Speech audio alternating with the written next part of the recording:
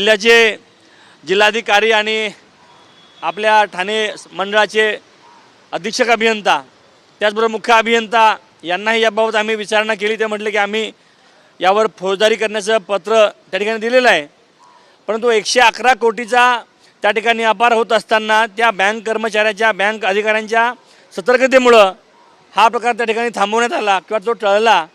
परंतु 111 कोटी रुपये जे ठेकेदारांची अनामत रक्कम असते, आज त्या ठिकाणी बिलांच्या दिरंगाईमुळं कॉन्ट्रॅक्टर आत्महत्या करत आहेत, सरकारकडे पैसे नाहीत आणि अशा परिस्थितीमध्ये 111 कोटी रुपये एखाद्या धनदांडग्या जो अनेक मोठ्या नेत्यांच्या जवळ आहे अशा माणसाच्या खात्यामध्ये वळती करण्यासाठीचं पत्र त्या ठिकाणी दिलं जातं आहे।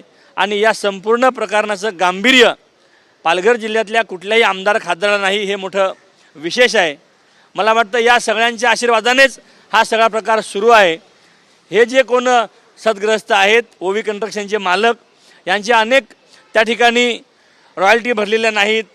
त्यांचे मेवणे जे निलेश सांबरे आहेत ते शिवसेनेचे उपनेते आहेत, त्यांच्यासुद्धा मागच्या काळामध्ये 129 कोटीचा दंड त्यांना ठोठावला होता महसूल विभागाने, तो कमी करून 80 कोटीपर्यंत झाला। त्याचं पुढं काय झालं, अशा अनेक गोष्टी दाबण्यासाठी हे लोक सत्ताधारी पक्षाचं त्या ठिकाणी संरक्षण घेतात, त्या पक्षामध्ये प्रवेश करतात आणि अशा लोकांना मग कायदाचा धाक राहिलेला नाही का?